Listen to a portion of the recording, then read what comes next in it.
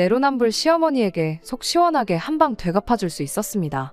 저는 올해로 31살이고 남편은 저보다 2살이 많아요. 결혼한 지도 어느새 벌써 3년이라는 시간이 지났네요. 남편은 친구의 소개로 처음 알게 되었습니다. 소개를 받았을 당시에는 사실 딱히 연애나 결혼에 대해서 큰 관심이 없던 시기였어요. 소개 자리도 사실 친구가 주변인 중에 연애 안 하는 사람이 저밖에 없다며 딱 한 번만 나가달라고 부탁을 하는 바람에 등 떠밀려 나가게 되었던 거고요. 친구 얼굴을 봐서 나갔던 터라 애프터 생각도 딱히 없었는데 첫 만남 이후로 남편이 집요하게 연락을 해왔고 그렇게 3번을 더 만나면서 저도 남편이란 사람에 호감이 생겨서 연애를 시작하게 되었죠. 연애 시작하고 얼마 지나지 않았는데 문득 내가 결혼을 하게 된다면 이 사람이랑 하겠구나 하는 확신이 들었던 적이 있었어요. 그렇게 연애 초반의 결혼 이야기를 제가 먼저 꺼내게 되었고요. 연애하자고 매달렸던 건 남편인데 결혼 이야기는 제가 먼저 시작한 거죠.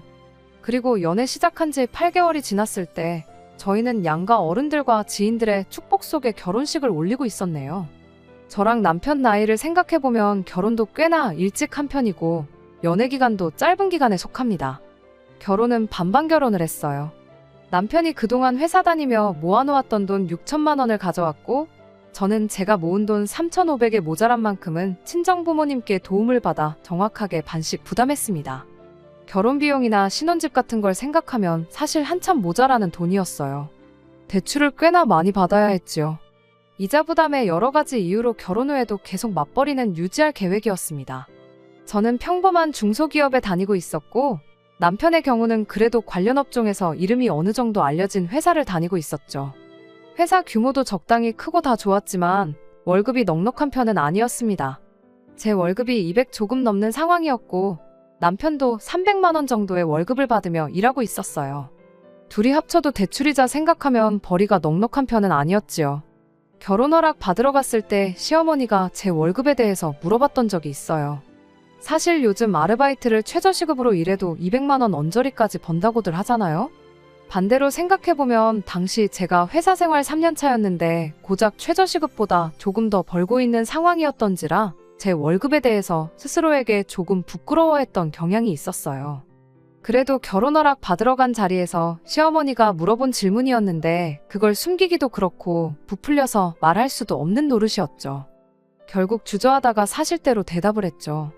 제 예상과는 다르게 시어머니는 여자가 그 정도 벌면 됐지 하면서 대수롭지 않게 받아넘기셨어요. 그때는 시어머니가 제 체면을 생각해서 그렇게 대답하신 줄 알았고 그 배려에 감사한 마음까지 가졌었어요. 나중에서야 알고 보니 사실은 제 체면 때문이 아니라 아들 체면을 위해 그런 대답을 하셨던 거였고요. 남편도 회사 이름값 대비 같은 직종에 종사하는 사람들과 비교해보면 넉넉한 월급이 아니었으니까요. 혹시나 제가 남편보다 월급이 더 높으면 아들 기가 죽지 않겠나 뭐. 그렇게 생각하셨던 것 같고 그래서 제 월급을 듣자마자 그 정도 벌면 충분하다고 하셨던 것 같습니다. 비록 둘이 합쳐 500만 원 조금 넘는 월급이었지만 그래도 맞벌이 유지하면서 생활비 내고 이자 갚고 하면서 어느 정도 저축도 할 수 있는 상황이었어요.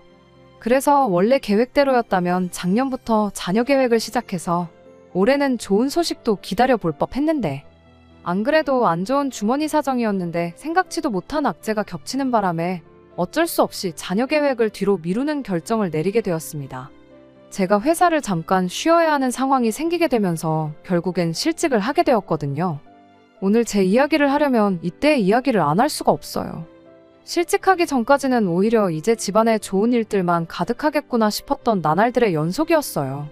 박봉으로 일하던 직장이었지만 또 회사에 오래 붙어 있으니 저도 어느덧 경력자 대우를 받기 시작했고 그간 수고했던 노고를 알아주기라도 한 건지 미약하긴 하지만 월급도 조금 올랐었어요. 더 좋은 소식은 남편이 다른 회사에서 더 좋은 조건으로 스카웃이 되었다는 거였어요. 관리자급 대우로 이직을 하게 되었던 터라 새로운 회사에서 남편에게 이직하기 전 한 가지 제시한 조건이 있었는데 업무와 관련된 자격증을 취득해오라는 것이었습니다. 하지만 남편이 다니던 회사에서 이직 사실을 알게 되면서 남편한테 이유도 없이 야근을 시키거나 하는 식으로 못살게 굴기 시작했어요.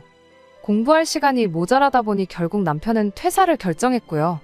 회사 다니면서 반년 정도 공부해 자격증을 취득하는 쪽으로 계획을 세웠었는데 퇴사를 하면서 그 기간을 3개월로 줄이겠다고 내린 결정이었습니다.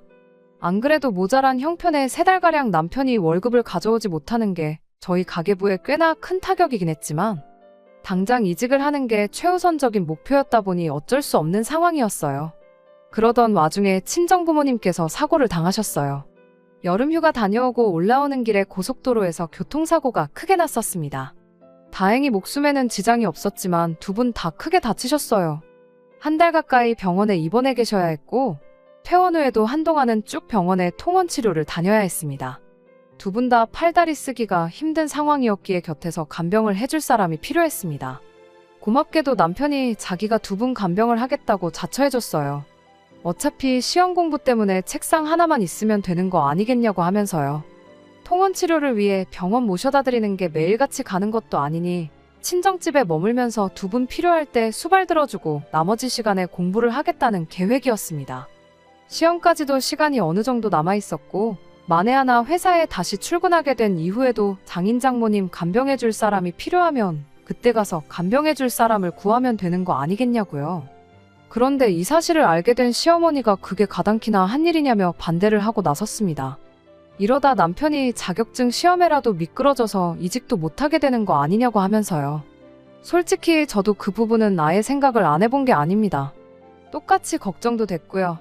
하지만 남편이 그렇게 하면서 시험 준비해도 어려울 것 없고 그거 잠깐 도와드린다고 못 붙을 시험이었으면 시작도 안 했다며 걱정 마시라고 못을 박더라고요.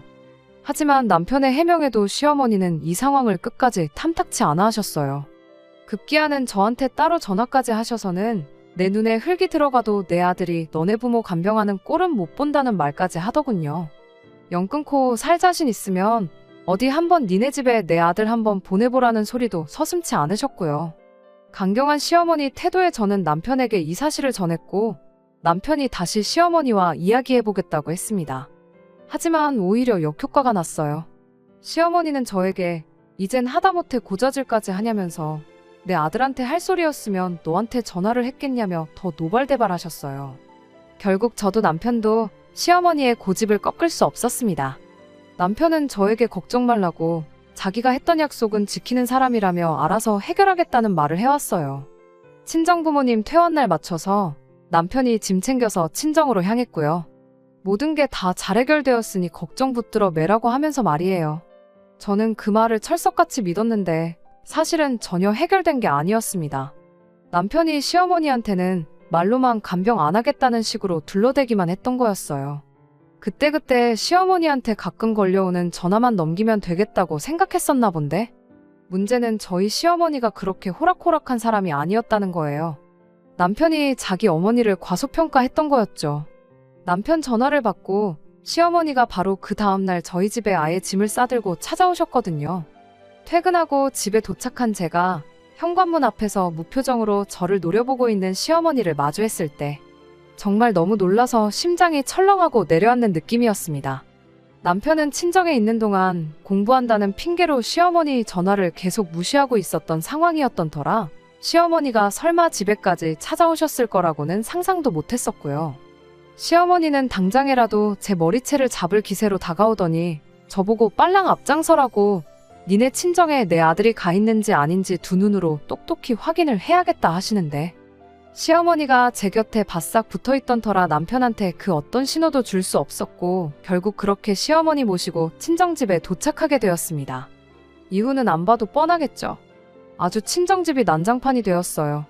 시어머니는 아직 뼈도 제대로 안 붙어 거동도 불편한 저희 친정부모님께 할 말 못할 말 가리지 않고 따따따 쏘아붙이기 시작했습니다. 사돈은 모아놓은 돈이 얼마나 없길래 그 구하기 쉬운 간병인 하나도 못 구해서 남의 아들을 부려먹느냐. 자식이 없는 것도 아니면서 부려먹을 거면 이 집 자식을 부려먹어야지 왜 귀한 남의 집 자식한테 간병을 받느냐 하면서 저희 친정부모님한테 화를 내더군요.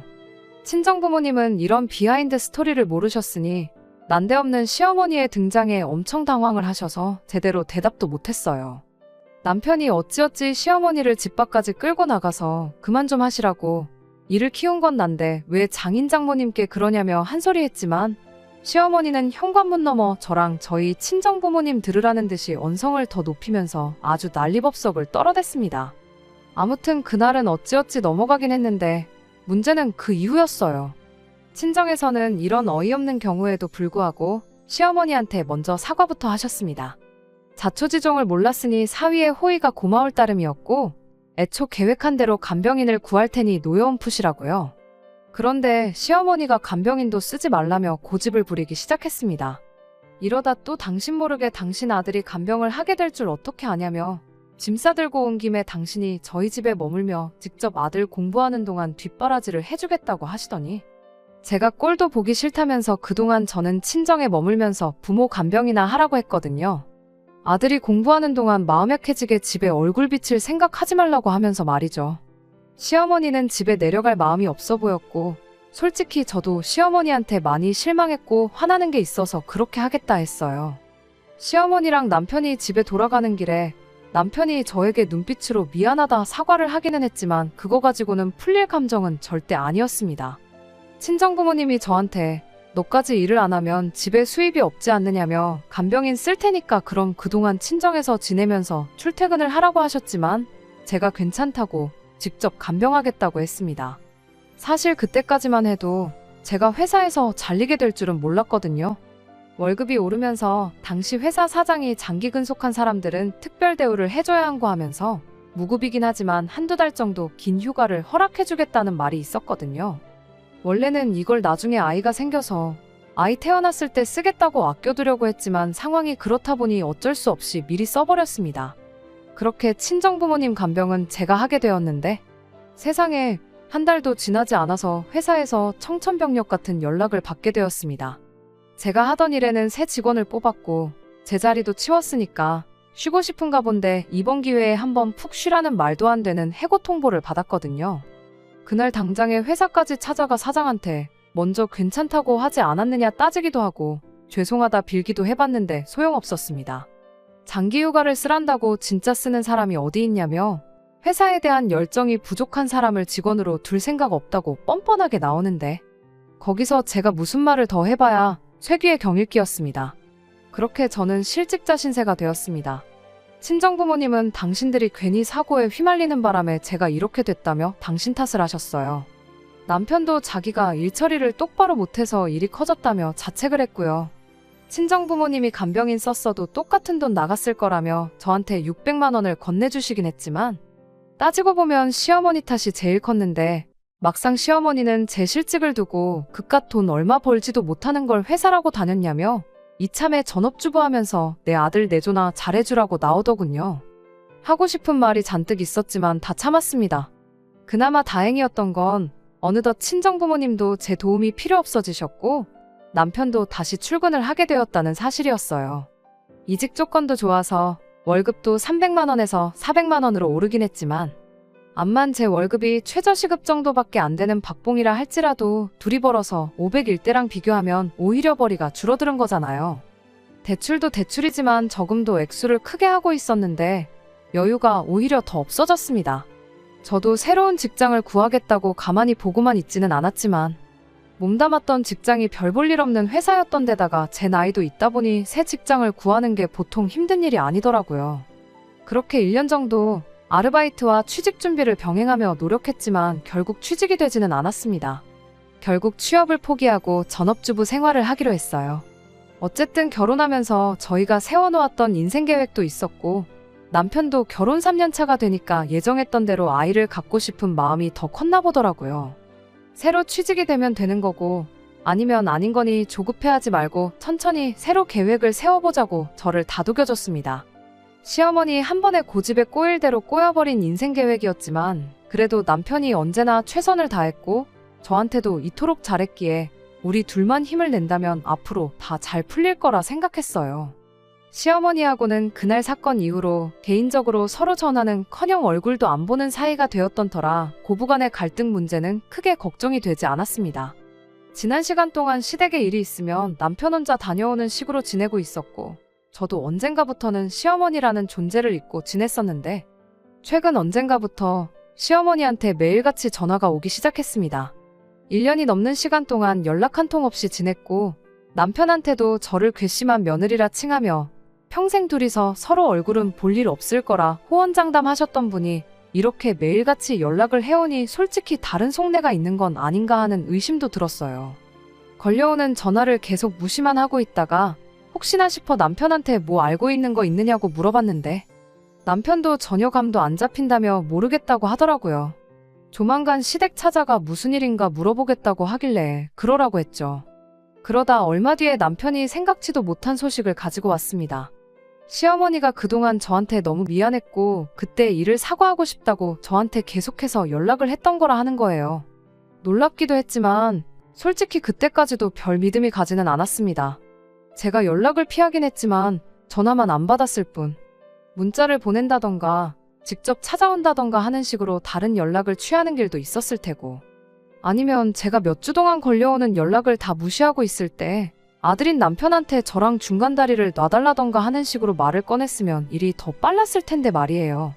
사실 시어머니랑 풀고 싶은 마음은 없었지만 또 남편이 이렇게 기쁘게 소식을 전해오는데 그걸 무시할 수는 없겠더라고요. 아무래도 어머니와 아내 사이에 껴있었으니 남편 속이 속이 아니었겠죠. 자식 입장에서 며느리인 제가 먼저 숙이고 들어갔으면 하는 바람도 있었을 텐데 저한테 그런 식의 강요는커녕 그 어떤 뉘앙스조차 보이지 않았던 사람이에요. 그런 남편이 뛸 듯이 기뻐하며 이제 시어머니랑 풀 수 있을 것 같다고 좋아하는데 그걸 보고 싫다고 거절할 수 없겠더라고요. 그래서 얼마 뒤 날을 잡아서 남편하고 시댁에 찾아갔습니다. 예전처럼 제가 시어머니를 좋은 분이라 생각하고 기대에 부응하기 위해 노력하는 그런 고부관계는 물 건너갔지만 형식적으로나마 남들 하는 만큼은 하고 살겠구나 하고 찾아간 건데 그런 저와 남편의 기대는 시댁에 도착한 지 단 30분도 지나지 않아서 산산조각이 나버리고 말았습니다. 처음에는 마음에도 없어 보이는 제 안부랑 친정부모님 안부를 묻기 시작했어요. 원래도 살가운 관계가 아니었다 보니 그나마 그 이야기가 끝나니 5분도 안 돼서 대화할 거리가 떨어지고 말았죠. 어색한 표정만 주고받으며 침묵을 유지하고 있었는데 시어머니도 이게 뭐라고 더 길게 끌게 뭐 있나 싶었는지 곧바로 본론을 꺼내더군요. 시어머니가 원래도 계속 무릎 쪽이 안 좋았는데 얼마 전에 실족을 하면서 크게 넘어지는 바람에 안 좋았던 무릎이 더 안 좋아졌나 보더라고요. 이참에 회복하면서 인공관절 수술을 받아야겠다는 계획을 세웠나 본데 수술을 받으면 한 3주에서 한 달 정도는 입원이 필수라고 합니다. 거기에 병원에서 수발 들어줄 간병인이 필요한 상황이었고 퇴원하고 나서도 한동안은 보조기구가 없으면 거동도 불편한 상황이라 그때도 곁에서 당신을 도와줄 사람이 필요했던 거예요. 저랑 풀고 싶어서 저를 찾은 게 아니고 그걸 저한테 시킬 계획으로 저를 찾았던 거죠. 말로는 화해하자고 이참에 매일같이 붙어 지내다 보면 자연스럽게 관계가 회복되지 않겠냐고 하면서 대놓고 병수발을 강요하더라고요. 하지만 제가 좋은 대답을 할 리가 만무했죠. 저도 한때는 무조건 시어머니 탓만 하지 말자고 생각했던 적도 있었습니다. 100번 양보해서 시어머니 말도 일리가 있다. 남편이 자처해서 친정부모님을 간병하겠다 나섰지만 결국 따지고 보면 시어머니 말대로 제가 남편한테 대리효도를 시킨 거였다. 무조건 시어머니만 탓할 게 아니다. 이렇게 말이죠. 하지만 친정집까지 쳐들어가서 저희 부모님한테 돈이 있네 없네 경우가 있네 없네 따지며 큰소리 친 것부터 제 실직에 늦춰진 자녀 계획까지 그런 거 생각해보면 도무지 좋은 대답이 나오지 않았어요. 어떻게 좋게 돌려서 거절해볼까 했는데 단호하게 말하는 것만큼 깔끔한 게 없는 것 같다 싶어서 간병은 못 해드린다고 딱 잘라서 대답했어요. 조금만 생각해봐도 제가 시어머니 간병 요청을 거절할 건덕지밖에 없는데 시어머니는 제가 거절하고 나오는 걸 전혀 예상도 못했나 봐요. 화해하고 싶다고 했으면서 제가 거절하자마자 저한테 화를 내기 시작했거든요. 그것만 봐도 애초에 화해는 그냥 간병 이야기 꺼내야 되니까 했던 소리였다는 걸 알 수 있었어요. 보나마나 간병인 한 달에 한 250 정도는 줘야 한다니까 그 돈이 아까워서 저한테 시킬 계획이었던 거겠죠. 아니나 다를까 곧바로 돈 이야기부터 꺼내더군요. 어차피 너 내 아들이 뼈 빠지게 벌어온 돈 축내면서 집에서 놀고 먹고 있지 않냐고 하면서 요 근래 일도 안 하고 내 아들 밑에 빌부터 산 밥값 내는 셈 치는 거라 생각하라면서 묻지도 따지지도 말고 당신 간병을 하라고 하는데 옆에서 이 상황을 지켜보던 남편이 꽉 쥐고 있던 두 주먹을 바들바들 떨면서 시어머니한테 크게 한 소리를 하기 시작했습니다. 지금 내가 외벌이를 하고 있는 게 누구 탓인데 그런 소리를 하시냐면서요. 그리고 제 속에는 쌓여만 있던 말이었는데 남편이 시어머니가 친정집 쳐들어와서 저희 부모님한테 했던 말을 그대로 읊어주기 시작했어요. 어머니는 모아놓은 돈이 얼마나 없길래 남의 집 자식한테 간병을 시키느냐고, 부탁할 거면 어머니 말대로 이 집 자식인 나한테 하는 게 맞는 거 아니냐고 하면서요. 시어머니가 대번에 너는 돈 벌어오잖니 하면서 말을 꺼내는데, 말 끝나기가 무섭게 남편이 그때도 집사람이 혼자 돈 벌어오던 상황이었던 거 알고 계셨지 않느냐고 하더니, 더 듣기 싫다고 간병인 쓰시고 돈 없어서 그러는 거면 알아서 하시라고. 내 배우자를 가족 대우는커녕 식모만도 못한 취급을 하시는데 어머니가 나한테 부탁해도 간병해드릴 생각 없다고 딱 말을 자르대요. 저보고 그만 가자고 저를 데리고 일어나면서 진심으로 사과하실 생각 없으면 앞으로 나한테도 연락하지 마시라 하고는 현관문 밖을 나섰습니다. 처음엔 남편이 나 때문에 어머님과 대판 싸우게 됐구나 싶어 당황스러웠는데 제가 속에만 담아두고 미처 꺼낼 엄두도 못했던 말들을 다 쏟아내주니 마음 하나만큼은 정말 후련했네요. 시어머니는 집 밖으로 나가는 저희를 두고 자식 새끼 키워봐야 아무 소용이 없다고, 며느리 하나 잘못 들였다가 아주 집안꼴이 말도 못하겠다며 엄청나게 욕을 퍼부으셨습니다. 하지만 크게 신경 쓰이지는 않았어요. 남편이 이렇게 든든하게 버텨주는데 뭐가 무서울 게 있나 싶었으니 말이지요. 시어머니는 결국 간병인을 구하셨다고 하더라고요. 하지만 아직 남편도 저도 시댁에 먼저 연락하고 있지는 않습니다. 얼마 되지도 않았지만 매달 외식이나 하시라고 보내던 용돈도 끊어버렸어요. 남편한테는 고맙기도 하고 동시에 미안하기도 하고 여러 가지 마음이 교차하네요. 다른 사람도 아니고 어머니와 그렇게 되었으니 그 속은 제가 생각하는 것보다 훨씬 더 문드러져 있지 않을까 싶어요. 며느리인 제가 어른인 시어머니에게 먼저 사과를 받아내겠다는 생각은 추호도 없지만 그래도 아마 제가 먼저 시어머니에게 화해의 손길을 내미는 일은 앞으로도 없을 것 같습니다. 며느리 입장에서 시어머니와 연 끊고 지내는 게 훨씬 더 편해서 그런 건 아니에요. 시어머니가 저렇게 된 게 자업자득이라 생각하는 건 더더욱 아니고요. 저와 시어머니의 문제에서 이젠 남편과 시어머니의 문제가 되었으니 앞으로 어떻게 되던 간에 남편이 내리는 결정에 따르려고 해요. 제가 원치 않은 방향일지라도 저를 위해 제 편이 되어준 남편이 내린 결정이라면 그렇게 할 생각입니다. 끝까지 들어주셔서 감사합니다. 오늘의 사연은 여기까지입니다.